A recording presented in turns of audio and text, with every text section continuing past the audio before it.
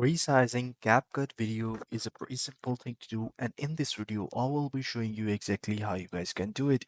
So if you're new to the channel, make sure that you like the video, subscribe to the channel, hit the bell icon so you won't miss any future updates. So let's dive right into it. So if you have CapCut on your desktop, all you have to do is to open up your project and import two files or any files that you want to edit. So that could be of any size, any ratio. And now I'm going to show you how you guys can change the ratio, change the size.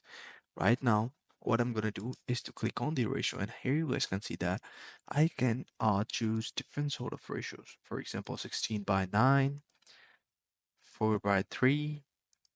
Um, I can change it to like 2.35 ratio 1. And I can change it to 1.85, and then I can change it to 9 by 16 for the mobile phones, and even 1 by 1.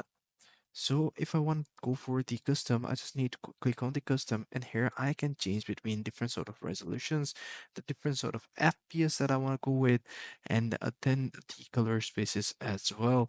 So this is how you guys can do it. You can either turn on the proxy to make that your video runs smoothly and doesn't lag at all.